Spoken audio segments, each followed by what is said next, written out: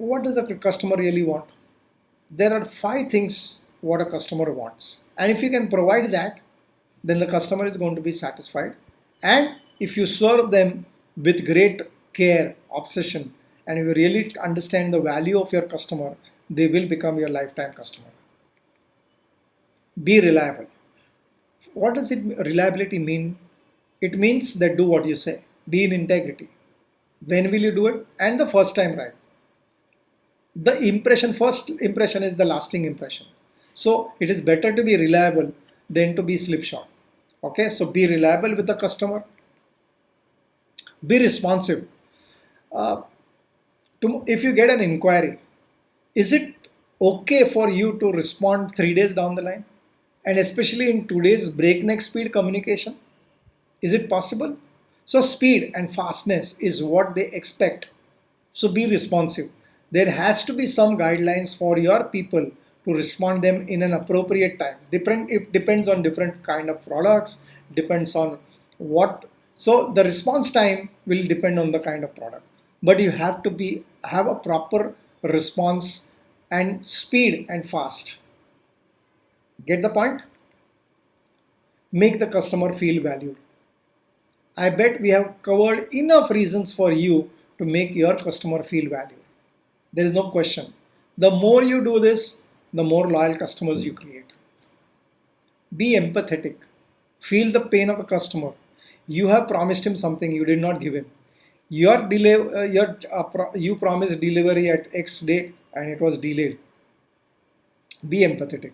There is a pain that that customer goes through, right? So you got to be empathetic. And if he is dissatisfied, then it is your responsibility to see to it that you recover that loyalty and make him a loyal customer. Sorry. Be competent. Obviously, if you're not competent, there is no customer is not going to come to you. So there is no question about that. So these are the five things that a customer wants. He wants people who interact with them to be competent, to be reliable. He doesn't want people to say, no, no, no, this is not what I can be. Let them be reliable, give them tools where they can actually make things happen and serve the customer. Let them be responsive, let them act at speed, let them value our customers, let them be empathetic with them, and let them be competent. It is okay to bend the rules, not break the rules. We'll come to that in the next point. So, give the five things what a customer wants in service. And I think so, it is the employee empowerment connection which will make all these things happen. If your internal customer is not empowered enough, they will not take care of your customer. They will not value your customer. So, how do I empower my customers? First, share information. Don't hide information, give them, you don't have to give them classified information, but you have to give them information enough for them to take care of whatever customers' complaints that they get. Sharing information, being transparent is critical. And if there is a classified information, you can always tell them this is classified, I cannot share it with you. They will understand it. But do not hold on to information. Let it be open to everyone who is dealing with the customer. It is said that behavior that is rewarded is repeated. So if somebody does a good thing, then the reward should be right at that point of time. It should not be 6 months down the line. Recognition and reward has to be given in that moment of time. And I'm telling you guys, it is not that people are expecting you to be rewarded for every small thing. A good, simple appreciation, personal note can make a huge difference in their behavior. They will go for it. I still remember, I had done some work with Crompton Greaves, and I happened to meet the chairman. During that stint, I happened to meet a very short introduction to the chairman. And believe me, Crompton Greaves, I used to wait for every Diwali because I used to get a hand. It was a personally signed, Diwali greeting from the chairman. Personally signed. It was not printed. So what I want you to know is that whatever you want these people, if you find that that person has done a great job, appreciation. and reward is required. And at that point of time, it cannot be delayed. There is no delayed gratification. Especially in today's world, there is no delayed gratification. In fact, we are living in a world where gratification is at a click. Okay? Every time you get a like, you feel great. So let us explore that the world that we are living in and reward and recognize people for their good behavior when they handle people properly. Train and develop people. Training is different and developing people. You have to develop people. You have to put efforts on your people. It's your people who will create satisfied and loyal customers.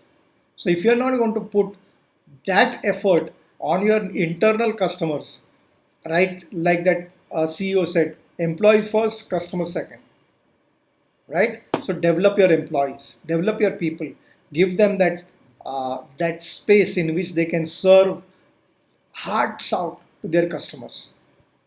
Create boundaries, not strict rules. Now, create boundaries and not strict rules. I can give you an example. Uh, so, decision becomes very easy when there are boundaries. When their people are dealing with a customer, and if there are strict rules for that, then they will have to come back to you, and that is not a very great way of dealing with a dissatisfied customer. So, instead of that, if you create boundaries, that will be great. So, create boundaries and not strict rules. It is important for decision making, especially on the frontline people who are dealing with the customers who have certain boundaries in which they can operate. If there are strict rules, then they will have to come back to you for every decision that they have to make. Uh, Simple example. I remember I was in a hotel. I went for a morning jog and I came back. So I wanted a newspaper. The shop was not open. The newspaper fellow had delivered the, the products and I wanted to buy that. And I wanted a coffee. So I went to the desk and I asked, can I take the newspaper? Can I leave the money so that whenever he opens, you can give him back the money? And the person on the desk said no. So I said, okay, I kept back the newspaper. I went, and there was a person who was cleaning the reception area, and uh, I said, where can I get coffee? He says, how would you like it? And he went inside, and he came with a hot steaming cup of coffee for me. And he says, I'm working here for 20 more minutes. If you want a refill, let me know. Now tell me, same company, two different bosses, two different results. One was strict rules. I don't have the rules. I don't have the empowerment. I don't have the any possibility of picking up your money and putting it in my till and giving it to the. It's not there. I'm sorry. I can't do that. Whereas the other person, you're getting creating boundaries, not strict rules. Involve the employees in creating those boundaries. The more involvement that we bring in our employees from our employees, the more they want to serve the customer. This we have seen it when you're planning, when you did the planning process, when you did the planning session. The more I involve my employees in creating the plan, because they are interested in serving your customers. Everyone wants to make a contribution in the success of the organization. So involve your employees. And finally, learn to share your power. The problem with sharing power is that they will be scared to use it. Sometimes you might get scared कि if I share my power, they will misuse the power. I bet if you trust your employees, they will not misuse the power that you give them. So these 6 tools of empowerments empower your people and have loyal, lifelong customers. Thank you.